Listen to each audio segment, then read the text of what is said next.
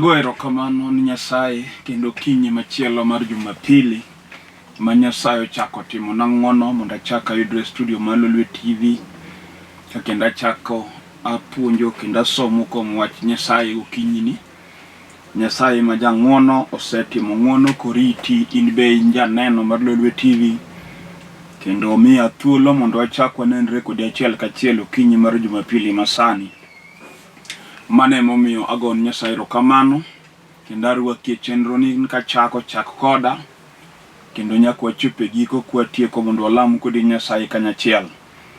Ang'ene en Jumapili, in be kaka ng'a intie seche moko idwaro dhi e kanisa ama in gi weche mabe omaki odi kanyo, to akawo kwayo thuolo ni gokinyi ni bedie piny kuom thuolo matin ma dakika ma Nyasaye oketogi studio ka mondo mi chik iti e wach madana puonj gokinyi ma kawuono. Bang'e walam kodi Nyasaye nikech Nyasaye okela ka kod sababu. Nikech muma wacho nwach Nyasaye chalo kod koth ma ok ochwe to ok onyalo dok moko timo gimoro mineno. Miyo wach Nyasaye ma Nyasaye miya gokinyi sani an band kodi yie chunya ma iye nowach ni in gima dhi timo kata ngimani e odi kata e dalani kata kari mar tich kata ngima nyathini moro, wach Nyasaye ma dhi puonjo nitie gima wach dhi timo. Mane momiyo akwayo mondo ikaw thuolo ni ta muma be ikawe lweti nikech wadhi some ndiko. En okinyi maber ma Nyasaye otimo kendo e odi kanyo kisekaw mumi bedo go piny to wabiro somo kode mo mar Hosea 7 kanyo Miel kech kanyo modhi some. Nyinga an Bishop William Abol, an jalego mur Malanga e piny Siaya. Sydney adak e piny Nairobi ka kendo e piny Nairobi ka kama tie tich Nyasaye. Ka Nyasaye omiya thuolo ni tagon Ruoth erokamano nikech nitie joneno mathoth masewinjo kagoyo sime gigo erokamano kuom gik ma Nyasaye timo kokalo kuom wach ma ayalo kokalo TV ka, kendo chunya gon Nyasaye erokamano kuom ng'wono motimo mondo mi otimni gik mikwaye kendo chop dwaro mare ngimani. Kendo kato kinyi ma kawuono kadhi somo an gi chunya ni pod Nyasaye dhi timo maber, ng'at mochiko ite moikore mondo wach Nyasaye okony. Mane momiyo ago erokamano ne Lolwe TV CEO gi jotelo gi jotich tema TV ka kuom thuolo maber ma gichiwonwa kaka jotich Nyasaye mondo wayal injili mondo injili ochopnie odi kanyo. Nyasaye ogwedh CEO mar Lolwe TV kendo ting TV ni mala ahinya kech osegwedho oganda kendo osegwedho piny. Adwa ni wasom kode mo mar Hosea 7 e wang'e kanye ma anego wach mdano mondo apuonj gokinyi ma kawuono. Muma wacho kama: kadwaro thiedho Israel eka tim mamono mag Ifraim ofwenyore gi timbe maricho mag Samaria. Mane wach masome muma wacho goduond Hosea janabi: kadwaro thiedho Israel eka tim mamono mag Ifraim ofwenyore kod timbe maricho mag Samaria.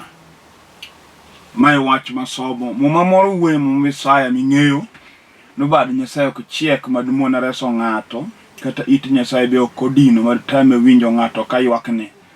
To muma no wacho no richowa ema pok kindwa kod Nyasaye. Kawuono asomo wach ma Nyasaye wuoye gi lew janabi no pile kadwaro thiedho Israel eka tim mamono mag Ifraim fwenyore ni Nyasaye kod timbe maricho mag Samaria. Okinyi adwa na puonj kendo wach mamiyo Nyasaye ng'ato nyalo lamo to seche moko kine ka Nyasaye timo.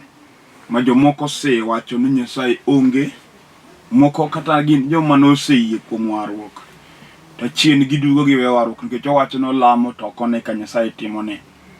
Jomoko be nyalo wuoyo mapenjo ni kata ng'ani giri be waneno lemo dakwane gi maber. Mano gik mantie piny sani. To adwa na puonj gimomiyo ng'ato nyalo wuotho gi Nyasaye to kone dwoko kuom gik modwaro. Kendo adwa na puonj gimomiyo ng'ato nyalo lemo to ber moyude lambe onge. Nikech lamo en wuoyo gi Nyasaye. Kendo lamo en kwayo kuom gima ng'ato dwaro Nyasaye otim. Kendo lamo en duong'o mondo yawne ng'ato. Kaka mowacho ni kwauru to nomiu, duong'uru to noyawnu, dwaru to unoyudi. mano Yesu emowacho. Koro wan kaka joka dhano seche moko wakwayo to kwayud, waduongo to kiyawnwa nikech nitie gimotamo Nyasaye miyo gik mwadwaro. Nyasaye en Nyasaye maler kendo en Nyasaye maricho onge kuome.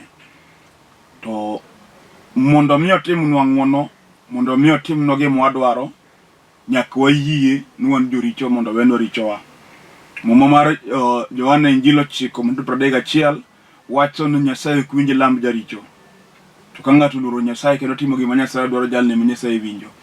Tiende kara nitie gima nyalo miyo alem to Nyasaye ok winj lamba, ma blame kata jotich Nyasaye mang'isa ni Nyasaye nitie makaw gi jomriambo. Kendo kata wara tie gima nyalo miyo wach Nyasaye onge. Mosemi jomoko baro mowe Nyasaye, moko bosekiko. Kech oneno ka gik matimore ne ok chal kod gik monego timre ng'ama war. To ka Nyasaye oketa gokinyi sande dwani winja maler, kata bende pok nowari. Sababu momiyo nyaka iyud warruok. Warruok en gima lazima. Mano ok gima dwana wuondi ni kiyie. Warruok en gima ochuno nikech kaok owari to bura nitie tok tho. Kendo mach mosiko manyaka chieng' boriti. Koro warruok en gima ochuno, bende ok en gima ong'ise ng'ato ni tafadhali kiyie mondo wari, hapana. E muma mating'e lweta ni onge kama ondikie tafadhali. Onge kama dide kondikie please e muma. Muma is a command. Wach Nyasaye en command. Kendo wach Nyasaye en duond Nyasaye. Gima miyo ng'ato ka ng'ato mochwe piny ka nyaka war en kech ji duto te gin joricho. Kaka ondikie muma. Richo omako ji te. Be ni in president, kata in prime minister, kata in minister mamuchung defense, kata in ng'a, kata ibed daktari machiedho ji musomo, kata ibed ng'a, koko wari tidong' jaricho nyaka chieng'. Koro warruok ema golo ng'ato richo to keto ng'ato ng'ama kare. Kendo gimomiyo waro ng'ato en nikech waduto te wan joricho. Nikech wan koth Adam. Adam ne en jaketho, kothe moko kuome te gin joricho. To gima nyalo golowa e richo ma Adam matimo bed joma kare ni Nyasaye en kwayie kuom Yesu Kristo kaka ruoth kendo jawar mar ngimawa. To ka ng'ato ok oyie mondo ware, to kata okete nolemo kabisa, lambe en tugo. Kendo mwacho ni Nyasaye ok winj lamb jaricho.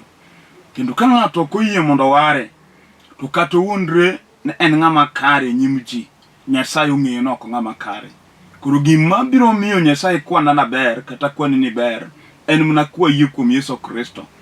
Umowacho ni kuom mano Nyasaye nohero piny, omiyo nochiwo Yesu Kristo ma wuode, mondo ng'ama oyie kuom Yesu kik lal, to bed kod ngima mosiko manyaka chieng'.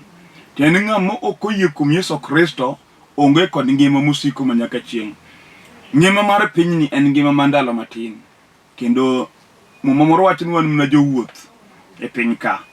To karo mar dak Nyasaye oloso. Koro sama pod wan e piny ka, emuonego thuolo ma loso kama wabro dhi dakie. Choice en mar ng'ato kata yiero en mari. Inyalo yiero dhi e mach mosiko manyaka chieng', Nyasaye ok ochunigo. Be inyalo yiero dhi ngima mosiko manyaka chieng', Nyasaye ok ochunigo. Nyasaye oweni thuolo mondo iniwuon emi decide. Kiyie mondo idhi e mach, nie tekoni. Kiyie mondo idhi e ngima, nie tekoni. To gima miyo ng'ato dhi e mach en nikech ng'ato odagi yie Kristo Yesu, odagi warruok. En jakanisa, oyie timo tik din, everything, lakini Yesu manonege msalaba marembe ochwer, manotho marach nikech richowa, odagi yie kuome. Ten owalo dhi e mach. Ng'ama oseyie kuom Yesu Kristo, ng'ano owalo ngima mosiko. Kendo gikone ni chieng' nodhi e ngima. Kech ondiki mar Fweny 13, no jomotho kuom Kristo kata jomotho kanie i Kristo gin johawi. Koro tiende ka ng'ato ok owar, tas otho. Ngimane mochako tok tho en ngima mar sand, mar Gehena, musiko manyaka chieng'. Koro gimomiyo inyalo warruok en mondo wayie richowa. Be kik iwach ni pok itimo richo. Kech ondiki ni ji duto oseketho kendo girem e duong' mar wang' Jehova. Kata in ma koro inena gokinyi sani, kik iwach ni pok itimo richo modak wari, ija richo. Ng'ata monyuol gi dhano e piny ka en jaketho. To richono ema biro tami dhi e ngima. Koro kinyowa puonj gima miyo ng'ato nyalo wuotho gi Nyasaye to ok one. mowacho ni pile kadoro chiedho Israel eka tim mamono mag Samaria ofwenyore gi timbe maricho tim mamono mag Samaria gifwenyore tim richo mag Samaria. Tiende niya, nitie wach ma ng'ato nyalo bedogo ngimane. Ng'ato nyalo wuotho kowacho na ng'at Nyasaye, lakini nitie gik mopondo muwuothogo maling'ling' ma en mong'i chunye ma jomoko to kia. Kendo ka ng'aji ng'i to wacho ni ng'ane jatich Nyasaye, kendo inyalo kwani ng'ama ber, kendo inyalo luongi gi nyinge te miluongo ji ilemo ka. Kata kamano, in kod chunyi ma iye ting'e gik moko ma in go maling'ling' mitimo ma ji kia. To gimitimo ma ji kia no, mane momiyo ka Nyasaye biro mondo timni maber, to Nyasaye neno gino. To gino tamo Nyasaye ani malo. Kendo inyalo pondo no dhano, ma dhano kwani ng'ama ber, lakini Nyasaye to ok dak ipondne. Inyalo pondo nyaka chiegi kata chuori, ma chuori kwani dhako maber, lakini Nyasaye mawuoyo kuome gokinyini en to kinyal pondone. Kata ibedo pastor ka an, inyalo pondo nyaka washirika mitimri ng'ama ber kabisa ma jatich Nyasaye mayalo, kendo inyalo yalo ji chango ji waro, to ichunyi ma iye ing'e kamiremgo, kendo ing'e tim mamono modong' kodi mitimo ling'ling' ma jolembu kia. Seche moko nyaka jotich Nyasaye mun go kia, lakini kata kitime dhano to kia, lakini Nyasaye miting'o mumbe lweti kichunge nyim ji to ng'eyo, kendo nong'e kaka ichal. To Nyasaye no nyalo terre mos mondo wuok kodi, mondo ilokri ai tim mamono no mondo keti kare. Koro muma wacho ni pile kadwaro thiedho Israel eka tim mamono mag Ifraim ofwenyore, to nitie gimopondo mafwenyore. Timo juok mang'ajo lemo pondo go. Mojo moko ni kanisa, gin gibeti sinagogi, to gin jok madhi ka juoke. Kendo yudo ka seche mokithiro jowadu kata gibilo, to kanisa tidonje ni lemo. Kendo inyalo yudo kaka tijanek mosenego ng'ato. Ing'e maber timbe mitimo kanyo. To kanisa timako gi lweti ariyo. Nyasaye kabiro mondo konyi to yudo tim mamono modak e chunyi. Pile kadwa thiedho Israel eka tim mamono mag Ifraim fwenyore. Timo pondo ma dhano kia, mitimo gotieno ka jenindo. Maseche moko itimo mabor kama ji kia yie. Itime kendi kiparo ni riek, kata kamano Nyasaye to ng'eyi kaka ichal, kaka iwuotho, kaka iwuoyo, gik mitimo te ok nyal pondone. Daudi wacho ni Jehova da pondni kanye, kadonjo e bwo piny ruoth wang'i nena, kata donjo mni bwo buru Nyasachwa mondo apondni bwo buru wang'i nena. Onge ng'ama nyalo pondo ni Nyasaye. Kendo time motim ling'ling' kinde biro manoketgi e lela ma piny nonegi. Koro ber mondo iwinj injili mayalo gokinyi, tinonri chunyi ma iye, kich bura to nitie. Mochomo jomodagi yie kuom Yesu, mochomo joma wuondore, mochomo wakoche man go muma e lwetgi, bura nitie. Muma wacho ni pile kadwa thiedho Israel eka tim mamono mar Ifraim ofwenyore. Adier modong' duk nitie jomoko ma wuotho ka chal joma beyo ahinya. Onyalo bedo kata dayo moro e dala, omera koneno nyithi nyieke to moso monyiero mohag, to chunye ma iye to nego nyithi nyieke.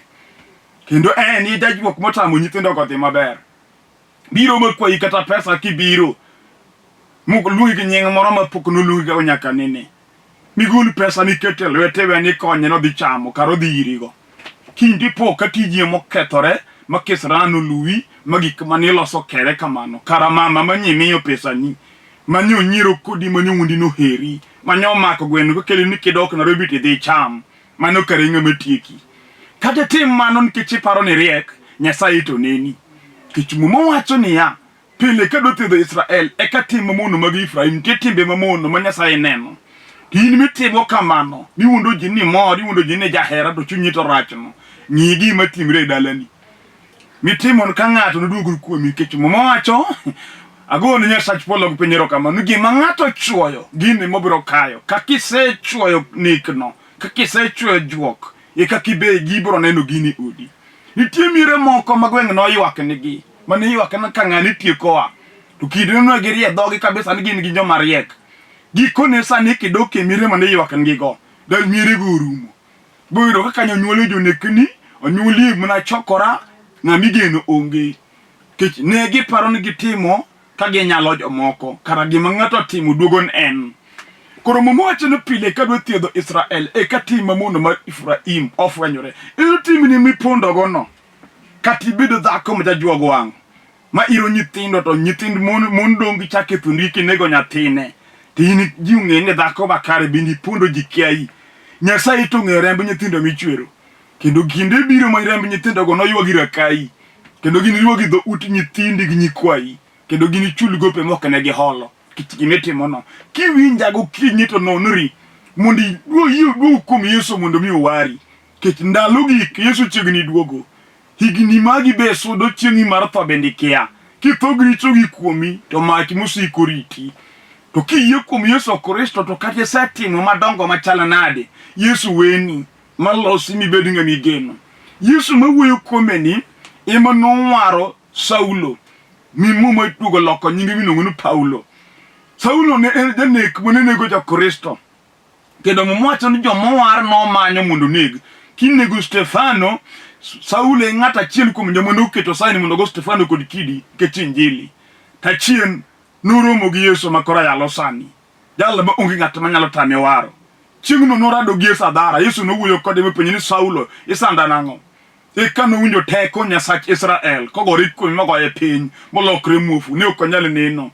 Mutinyo tere kana ni eko lamne eka wang'o yepo mano Nyasaye ma ng'ato nyalo yiko mikati ina juoga ma iro jego muma in gi weche ni moko mag lemo mitimo gik moko machalo lemo to gin tibe juok tipondo gwach Nyasaye ji lugi japolo ti japiny makurunguru japiny won gito lugi ke japolo tibe mitimo en lemo michwake manyasi timade yien mokchwak lemo momed gi gik moko minang'e bilo ni lemo mimedo guburu jiung'en ini wondo gini lamo Nyasaye kata kama ni ng'eni na juoga Nyasaye nyalo wari ukinye sama yal kitgi mitimo no to buru chomi go tir kata luongi gi nyinge magi kata chake nyingo pok no ng'ate piny ka to gikone ni mago to biro donka to timni to nodhi kodi nikech tich ng'ato Lolwe.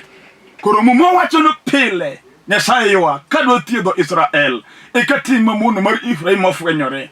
Ukinyi sani non timini kati bedo dhako modakie ode ichino daki chunyi mar ukora mar chode churi wuondo dichwo ni dhako makare mobidhore to sa yuok idhi chodo tini ming'eyo wach misime isekelo twe ot isekelo twe do nego wuod ng'ato ma innocent nikech in pondo itimo ling to kinyi sama ya ninyalo ni richoni mitimo kadi time kone ng'e ng'eyo ga mitime go wonigo moko nyaka gadena ya tich mar dala imuterre ge dala chalo chi Potifa seche mokin dhako machora jamondo ini homo mari malich to gik mitime dala no gin gik mochido dichino maki muti kendo mati kiyalo wach Nyasaye nego doji ni minti timang'o ing'ama lich machal kamano wach mamwa some moma wacho go duonde Nyasaye no pile kadoro thiedho Israel e katim maricho mamono mag Ifraim ofwenyore gi timbe maricho mag Samaria.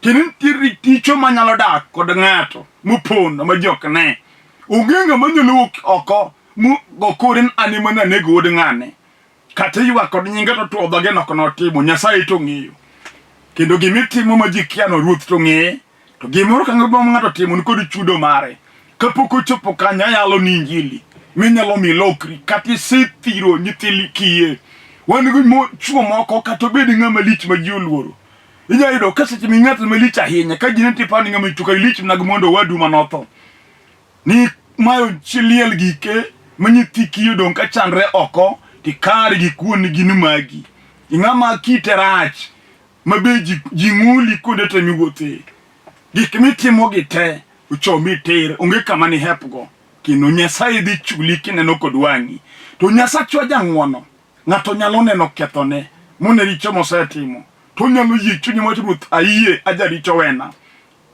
Yesu wuod Nyasaye weni maruch kethoni matimi bende ng'at makare manu kati bedo jakuo mosekwe logo bonde monego ji in wanted bedo ng'ia mabende gik mitimo richo inyalo winjago kinyi sani miwach ni kata katimi to dhano kia lakini Nyasaye to ng'ena jakuo kendo ndalo 40 mara biro chopo ibiro wang'a gi tayel malokra make bath barabara ka koro ngima no gi okuta to ka poko chopo kanyo inyalo yie Yesu gokinyi mawari mi duok bunde ka police mi tim na di na ku to koro wara ni bedo pastor nikech nyalore ogigi matek matamo Nyasaye ka ng'ato yie chunye ma iye kati bedo malaya ma ji ong'eyo ma jo chayo ne nitie dhako miluongo na Maria Banyak Bagdala dhako manong'eno chot mane ji osekwano nun ber mondo mi oneg kech noseketho ute mon mathoth nosemi chwo mang'eny nyach noketho kare ji to Yesu ma jaoroma ma kecho dhano chieng' moro mak Maria mondo teri nyime mondo dhi odonjne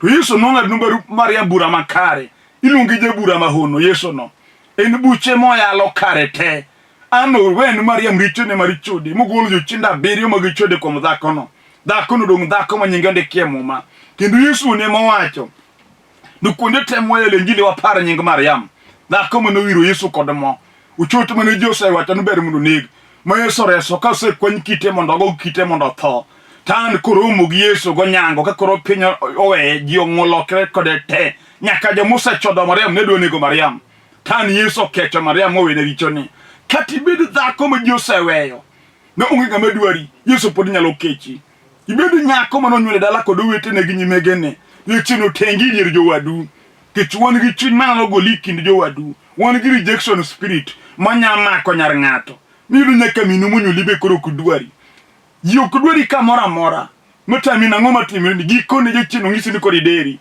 wan gi ji machuny Jose amano tho kech gimotimo okuogne gimopango ok timre kata kowacho wach to gino wuok man ji marach gimoro amoro motere en na kisran lilo oyudo kodong' kendo chalo le kind dhano wacho na chom kanye jachin ng'ise ni deri wa nyise ni ya nitie warruok mayalo gokinyi sani manyalo pudho gima sandi no e ngimani machak mi ikwe gi joma ne ok dwari kendo warruok nyalo duoko ni geno kata segi ke wall kata piny tek kodi makaka mimak onge wan ng'ato makata ne en jamwando pesa ne nitie lwete nodak maber nokonyo ji nitie nyithindo ma en mopuonjo masano dak maber moloye kendo nitie jok mang'eny mene mokonyo jok manokonyo gi te nodhi olokre kode sama konyo pesa rume lwete makata kigo simu ng'ama ni konyo to komak kendo giyanyi isewinjo kidong' kindi wich kuot oromi ayanyo romi nyiero romi kata kini family to kidhi kate dala kakoro wacho montie ndu yoriwo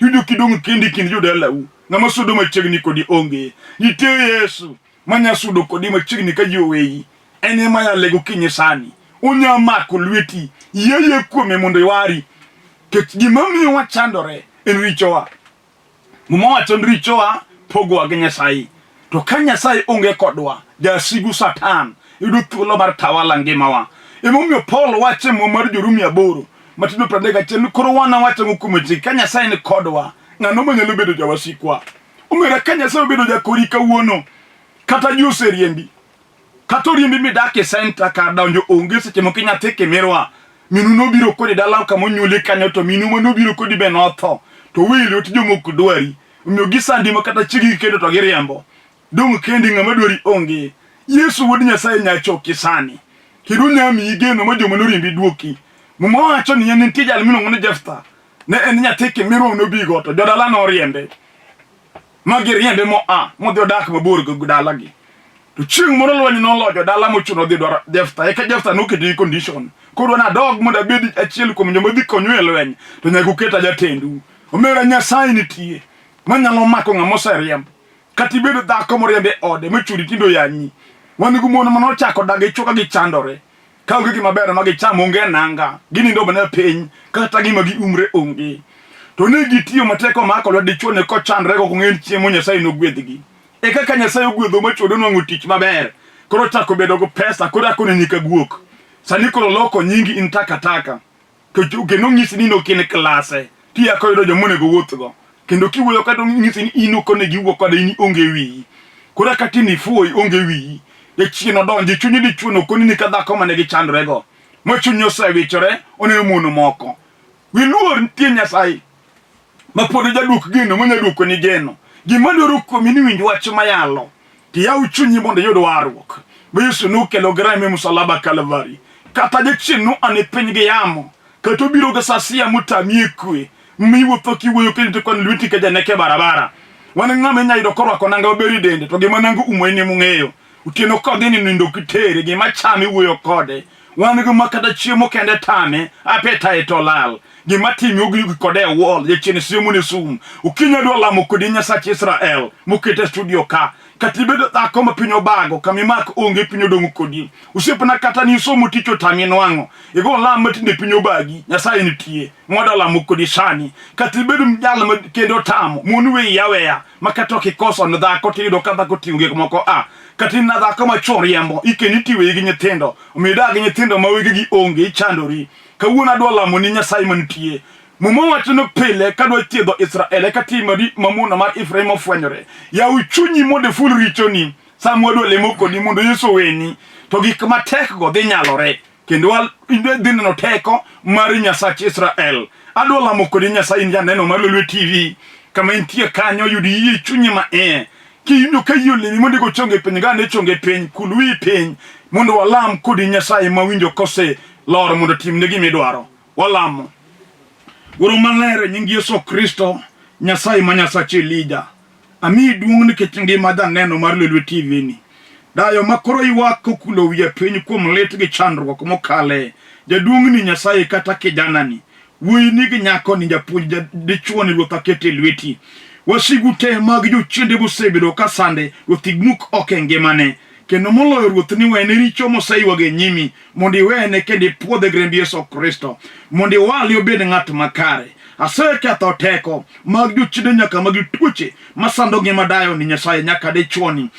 oro teko ni mar chang ku jala matuoni Ruoth mule gi lweti mar chang mi jala mamanyo tich ni tich Ruoth yaone japuonj nyaka johala ni gwedho hande asetingo bada malo ka gwedho gi kaka jatichni woro maler wach somo election e piny Kenya magi kinde biro chino tukie matek unego jiga jali ya barabara Nyasaye ukelo lwenje dhano negre kendgi amako teko magi chunje magi chwer mag remo Nyasaye piny Kenya kete lweti mi piny ni kwe kendo election mwadhiye ni Nyasaye wadagi lweny wadagi koko wadagi ywaruok wadagi thuwa mag josiasa wethodoro mondo wane kwe piny Kenya kotiko iro kodu kwe kendo Nyasaye jatelo tini uni sayiero kech inie mamu wachini yiero jatelo wayiru dhupuro ni inime wajatelo makare mabiro tayo piny ni higni 5 kod kwe gwedh Kenya mi Kenya kwe duongo dog ni Nyasaye nikech ber Allah ni kumiye e nying Yesu Kristo Ruoth amen agon Nyasaye polo pinyero kamano moselamo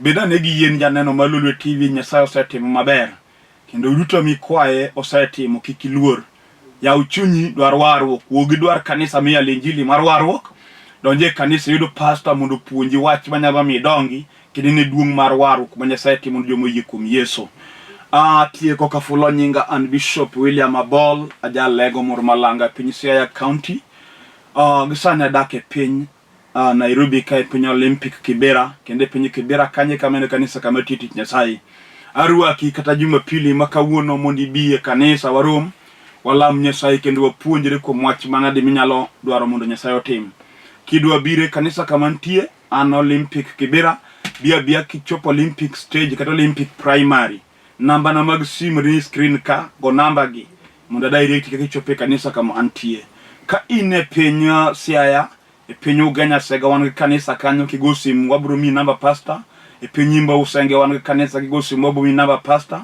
e peny Matera e peny Mur Malanga wan kanisa kanyo e peny Ng'ia kigosim wabro mi namba pastor e peny Ng'ia kanyo e piny Barading kata ine piny Kabondo kigosim e piny Kabondo South Nyanza wabro mi namba kakitudrik pastor man kanyo Dandora Kayole kigosim wabro mi namba mag pastors mawa mundi chopik branches magwa man kuondego kendo arwaki kibiro kanisa kawuono bia go sim mondo miya ngisi kake waromo inya yudo puonj maga be YouTube account mara ki dwaro is YouTube the YouTube to subscribe Bishop William Abol e nying matiyogo YouTube Bishop William Abol mane nying matiyogo YouTube account mara ibo yudo puonj mag wach Nyasaye mabiro gwedhi kendo biro konyi malach Nyasaye mondo gwedhu duto tanya ka Jumapili manyien shalom